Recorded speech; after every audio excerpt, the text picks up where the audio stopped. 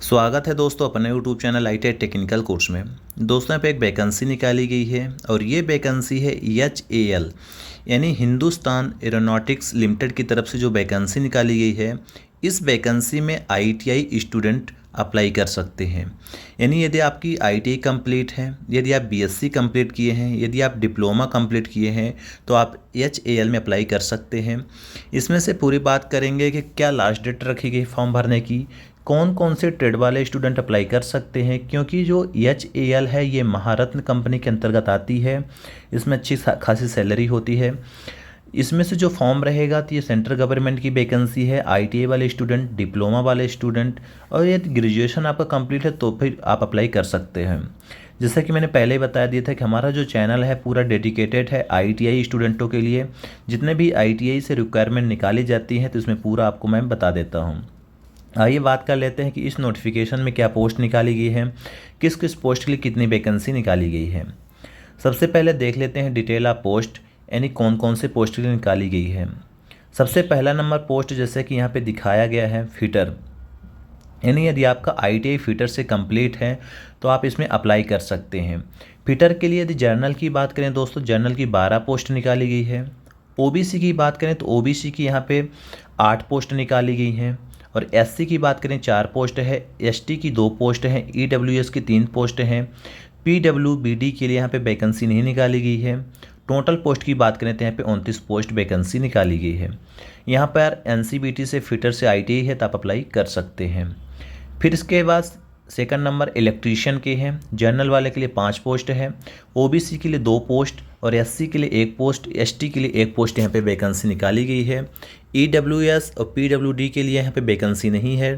Total 9 post निकाली गई है और NAC और NCTVT वाले इलेक्ट्रीशियन वाले स्टूडेंट अप्लाई कर सकते हैं।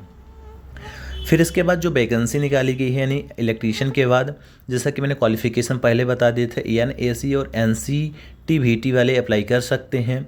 तो आप लोग के पास ये यदि सर्टिफिकेट है तो आप अप्लाई कर सकते हैं। भारत के कोई भी राज्य से हैं तो आप इसमें अप्लाई आसानी से कर सकते हैं। क्योंकि बहुत सारे स्टूडेंट कमेंट आता है कि सर हम दूसरे स्टेट से क्या अप्लाई कर सकते हैं, तो आप अप्लाई कर सकते हैं। तीसरी नंबर जो वैकेंसी है दोस्तों यहाँ पे स्टोर सर्कुलर्स की है। यहाँ पर टोटल अलग अलग पोस्ट के लिए एक एक पोस्ट निकाली गई है। जनरल की है, OBC की, ST की है। टोटल 4 पोस्ट है। BA BSc BCom वाले अप्लाई कर सकते हैं, नहीं डिग्री डिप्लोमा वाले स्टूडेंट अप्लाई कर सकते हैं। नहीं यदि आपके पास डिग्री है जिसमें से BA BSc BCom तो अप्लाई कर सकते हैं। अकाउंटेंट के लिए भी निकाली गई है, मगर अकाउंटेंट में BCom मांगा गया है 10th + 12th, मगर 3 साल का BCom आपका कंप्लीट होना चाहिए। फिर 5वीं नंबर वैकेंसी सिविल के, सिविल में डिप्लोमा इन इंजीनियरिंग सिविल से होगा तो आप अप्लाई कर सकते हैं। टोटल 1 पोस्ट यहाँ पे निकाली गई है। टेक्नीशियन इलेक्ट्रिकल की निकाली गई है। यहाँ पे डिप्लोमा इन इंजीनियरिंग होना चाहिए।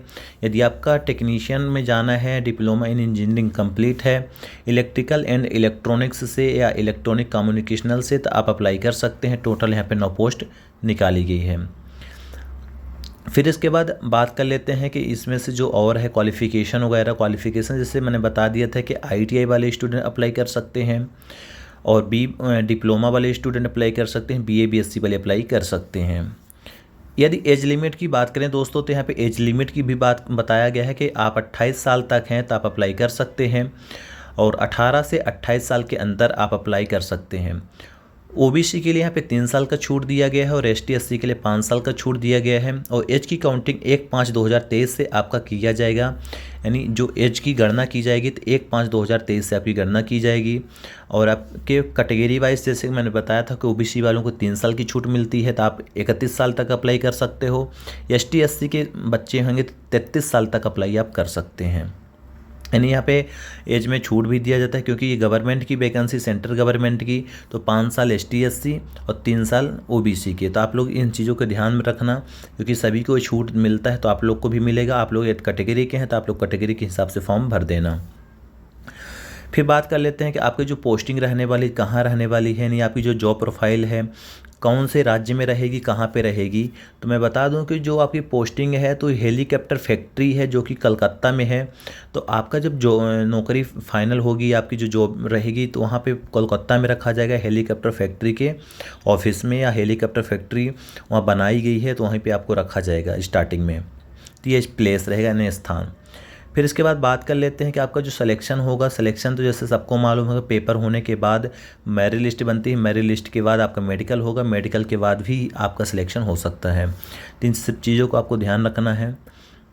फिर सिलेक्शन प्रोसेस में बता दिया कि आपका ये एग्ज़ाम होगा, एग्ज़ाम कंडक्ट कराया जाएगा। एग्ज़ाम कंडक्ट होने के बाद ही यदि आप क्वालिफाइड एग्ज़ाम कर लेते हैं, डिप्लोमा हो, ITI हो या डिग्री वाले हो, तो फिर उसके बाद ही आपको वहाँ पे सिलेक्शन मिलेगा। मेडिकल भी कुछ होता है छोटा मोटा, तो मेडिकल में ध्यान रखना, मेडिकल आपको फिटनेस होना चाहिए।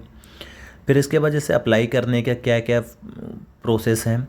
अप्लाई करने के लिए जैसा कि मैंने बताया था कि यहाँ पे लिंक दिया गया है और इस लिंक के माध्यम से आप अप्लाई कर सकते हैं। www.halindia.com.in पर आप सीधे जाकर सीधे अप्लाई कर सकते हैं। और इसके अलावा कुछ डाउट है तो कमेंट कर देना, कमेंट बॉक्स के माध्यम से जानकारी दे